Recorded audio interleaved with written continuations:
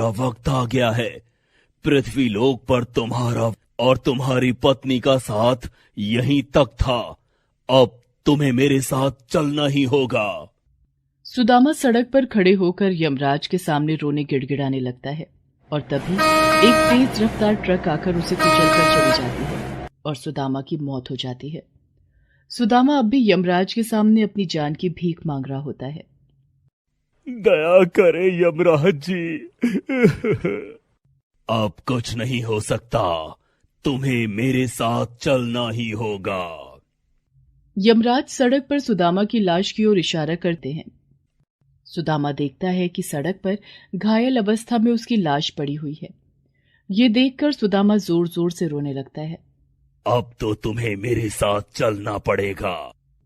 ठीक है, मैं चलने के लिए तैयार हूँ, लेकिन यमलोक जाने से पहले मैं एक बार अपनी पत्नी को देखना चाहता हूँ। ठीक है। सुदामा यमराज के साथ अपने घर पहुंचता है। वो देखता है कि उसकी पत्नी सुनीता बिस्तर पर बैठकर अपने गर्भ में पल रहे शिशु से कुछ बातें कर रही थी। तुम्हें आम बहुत पसंद है ना? तुम्हारे पापा आज तुम्हारे लिए आम लेकर आएंगे, तब जी भर के खा लेना। शिशु से बातें करते हुए सुनीता बहुत खुश थी और हंस रही थी। और क्या क्या पसंद है तुम्हें? मैं वो सब कह दूंगी तुम्हारे पापा से, वो ले आएंगे। तेरे पापा आने ही वाले होंगे। बदमाश, लात मारता है। अपनी पत्नी को अपने होने वाले बच्चे से बात करता देखकर सुदामा की आंखों में आंसू आ जाते हैं। सुदामा फिर कहता है, मेरी पत्नी मेरे घर आने का इंतजार कर रही है। उसे नहीं पता कि मैं मर चुका हूँ। अब मेरी पत्नी और मेरे होने वाले बच्चे की देखभाल कौन करेगा? ये मेरा काम नहीं है। मैं तो सिर्फ लोगों के प्राण लेता हूँ। मैं एक शर्त पर ही आपके साथ चलने के लिए तैयार हूँ। आपको सुदामा बनकर मेरी पत्नी और मेरे बच्चे की देखभाल करनी होगी। ये नहीं हो सकता। तो फिर मैं आपके साथ नहीं जाऊंगा। मैं आत्मा के रूप में अपनी पत्नी के आसपास रहूंगा। आपको मेरे परिवार पर जरा भी दया नहीं आती। मेरी पत्नी की हालत ऐसी नहीं है कि वो कुछ काम कर सके। मेरी पत्नी और मेरा बच्चा दोनों भूख से मर जाएंगे। आप मेरे प्राण लेने आए थे, लेकिन कुछ दिन बाद आपको मेरी पत्नी और मेरे बच्चे के प्राण अपने आप ही मिल जाएंगे, जब वे भूख से तड़प तड़प कर मर जाएंगे।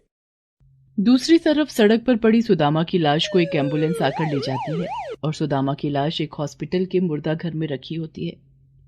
डॉक्टर सुदामा के मृत शरीर में से अंग निकालकर उसे दूसरे मरीज को लगाने के लिए आपस में बात कर रहे थे। इसकी आंखें ठीक हैं, इन्हें दूसरे मरीज को लगा देते हैं। इसकी दोनों किडनियां भी ठीक हैं, ये भी दूसरे मरीज को ट्रांसप्लांट कर देंगे। हॉस्पिटल के कर्मचारी सुदामा के मृत शरीर से अंगों को निकालने के लिए उसे ऑपरेशन थिएटर की तरफ ले जाने लगते हैं और डॉक्टर ऑपरेशन की तैयारी करने लगते हैं। इधर सुदामा अब भी यमराज के सामने विनती कर रहा था कि तभी अचानक उसकी पत्नी प्रसव पीड़ा से चिल्लाने लगती है। हे भगवान, कितना दर्द हो रहा है। सुदामा कब आएगा? आज कहाँ रह गया वो? हे भगवान, मेरी मदद करो। अपनी पत्नी को दर्द से तड़पता देखकर सुदामा उसके पास जाता है, लेकिन उसकी पत्नी ना तो उसे देख पा रही थी और ना ही सुन पा रही थी। आज आपको मेरे साथ 2 और लोगों को अपने साथ लेकर जाना पड़ेगा।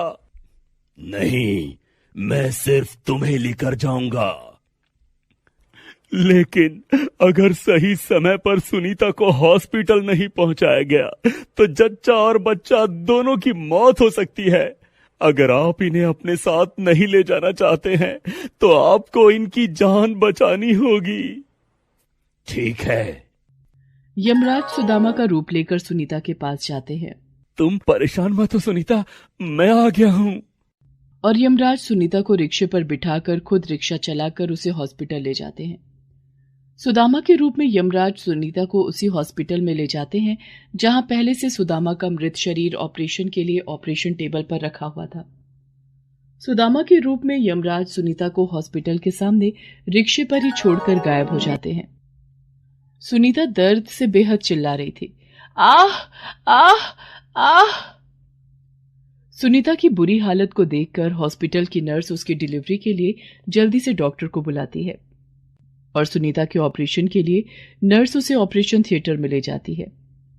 एक तरफ डॉक्टर सुदामा के मृत शरीर के ऑपरेशन की तैयारी कर रहे थे, तो दूसरी तरफ डॉक्टर सुनीता की डिलीवरी की तैयारी कर रहे थे।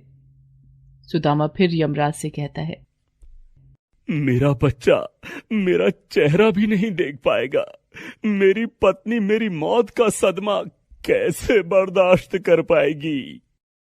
मुझे इस बात से कोई मतलब नहीं है। मैं तुझे लेने आया हूं और तुझे लेकर ही जाऊंगा।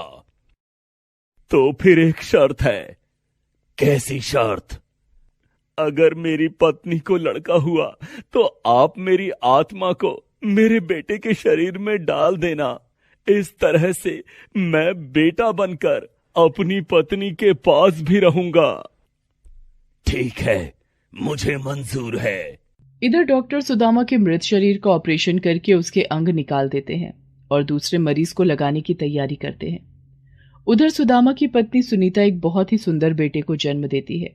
शर्त के मुताबिक यमराज सुनीता के बेटे के शरीर में सुदामा की आत्मा डाल देते हैं और यमलोक चले जाते हैं। बेटे के जन्म के बाद सुनीता बच्चे को लेकर घर आ जाती है।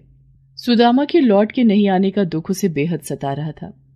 तभी सुनीता का पड़ोसी आकर उसे बताता है कि सड़क दुर्घटना में सुदामा की मौत हो गई है। सुदामा की मौत की खबर सुनकर सुनीता पर जैसे दुखों का पहाड़ टूट पड़ता है। रोती बिलखती सुनीता अपने मायके चली जाती है और अपने माता पिता के साथ रहने लगती है। मायके में ही सुनीता अपने बच्चे का पालन पोषण करती है।